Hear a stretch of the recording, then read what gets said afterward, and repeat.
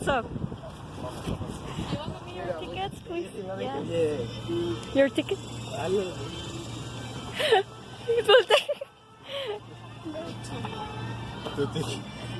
Your ticket. That's it. Finally, we are here in La Pastora. We are at the zoo. And here is my team. My name is Arturo. My name is Giovanna. My name is Ariel. My name is Iván. Eric. Eduardo. And we are here because we want to talk about the importance that each animal have in the ecosystem. So, as you know, each animal maintains the equilibrium in the food chain and also in the planet. So that's why we are here. Today I am going to talk about the kangaroo. Oh, today I'm going to talk about the hippopotamus. What are you going to talk about? Hi, I'm going to talk about the Mexican wolf, also known as the lobo. What are you going to talk about? Oh, hello. I'm going to talk about the white-sea tiger because I like these physical features. Well, I'm going to talk about Caiman. I'm going to talk about the black American bear.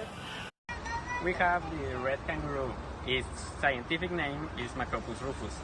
It is common to find it in the savanna of Australia because it prefers open spaces with hot and dry climate. Its biotic factors that can affect them are the predators as the dingoes, the hawks, and the humans principally. The abiotic factors that can affect them is the destruction of their habitat because they eat of plants, and if they don't have plants, they die. They are herbivore animals, so they are considered as a primary consumer. The importance of them in the food chain is that the predators, as the dingoes, hawks, and eagles, need them to get their food.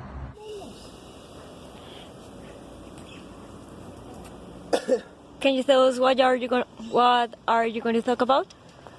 Yes, but first, hi folks, who are you? Oh, really? You say that you don't like it? Why? Oh no, that's so bad. Well, there are my friends hippopotamus. Their scientific name is Harpopotamus amphibius. They live in forests and savannas and habits with place with much water and grass because they live in water and eat plants because, well, yes, they are herbivores. Yes, they eat plants and fruits. Okay, the abiotic factors are that the rocks and and droughts and temperature because they live in they don't live in hot climates. Also, the biotic factors are the humans because they us develop causes the loss of their habitat, and alligators and lions because they eat them. So,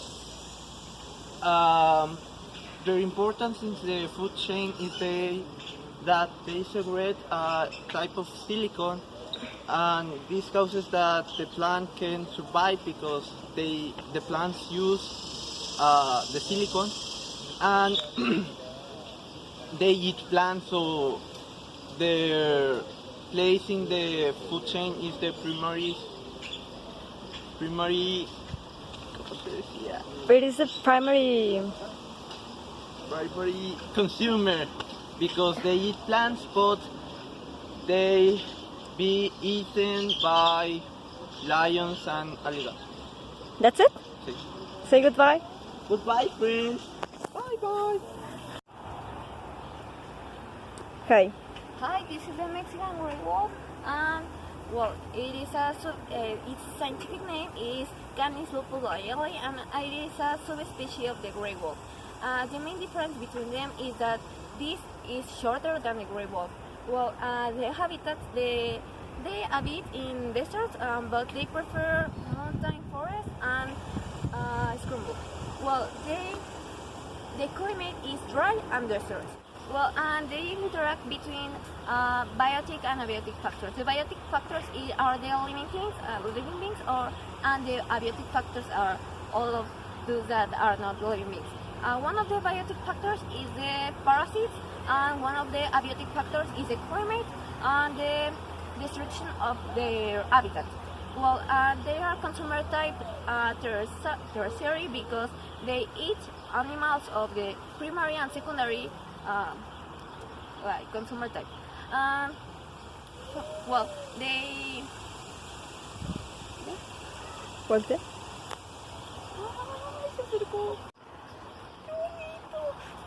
Well, the position in food chain is in the superior part, since they are tertiary type of consumers. Finally, the importance in the food chain. The importance of the food chain of these animals is that they control the overpopulation of herbivores, and that's it. Thank you.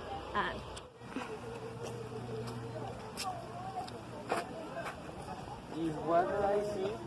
Yes, it's a tiger. The scientific name of this tiger is Panthera tigris, and there are a few types of this tiger. So the first white tigers appeared in India in 1951. And well, why they have the white color? Well, the white color is a result of a gene mutated from the orange color to what turns on white color through the process of pigmentation, but this process doesn't affect the characteristics of this species. So they are the same tigers that we know. And also there are another aspects that are important to mention. For example, they live in places with dense vegetation, a high amount of water, and with a tropical climate.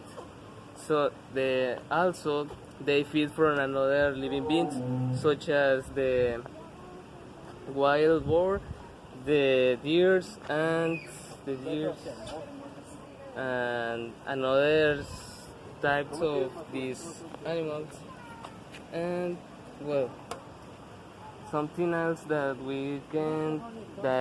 I can say is that the abiotic and the abiotic factors that affected is that the drought, in abiotic is drought, the low amount of water and the high temperature, and the abiotic is that the prey when they disappear and the parasites. That's it? That's it. Thank you. Say goodbye to the tiger. Goodbye, tiger. I want you. Oh, an alligator. Oh no. It's just a caiman. It is a caiman? Yes, it is a caiman. Well, its scientific name, as it says, is Alligator mississippiensis, or like just Caimanis caimaninae. Its habitat is the rainforest, and the climate that this habitat used to have is warm because the reptiles need to keep a warm climate to keep their survivance. And the prey that they used to eat are fishes, some birds, and little mammals. And this is a tertiary consumer because it is at the top of the food chain. And well, he is at the top of the food chain together with the jaguar and the anaconda. And he is important in the food chain because he is one of the animals that control the amount of fishes, little mammals, because if he doesn't eat them, they will be too much for the ecosystem. And the abiotic factors that could affect the caiman are the climate. If the climate is cold, he could die. And the abiotic factors are just the anaconda and the jaguar. He normally have some fights with those animals. Wow, what do we have here? Those are the American black bears, by its scientific name Ursus americanus. This bear commonly lives in North America, as Canada, United States of America, and the north part of Mexico, Sonora, Chihuahua, Tamaulipas, and Nuevo León. The real question and the most important is, where do they like to live? They live in coniferous forest or temperate forest. An abiotic factor of those places is mainly the climate, because they like to live in cold climates.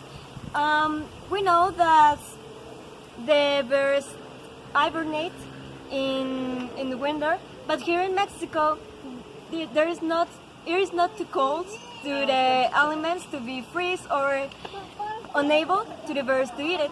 So that means that they are able to eat more things because they are omnivore. They are tertiary and they are at the top of the food chain because they eat berries, plants, little mammals, and fishes. The biotic factors of the environment in which they live. We are here with our predecessor, a chimpanzee, whose scientific name is Pan troglodytes. Well, he's different than us. So that means that we are able to make a change in this world. We can preserve the species, we can save our planet, we can take care of our animals, of our plants, of our environment, our house. And as you were able to see, many animals have different species, they live in a different way, they have different needs, and those are the things that make them important and special to our world, and the process in which all the animals are in a food chain to preserve or to make a safe ecosystem and to make it. ¿Es melón o qué? No tiene boca.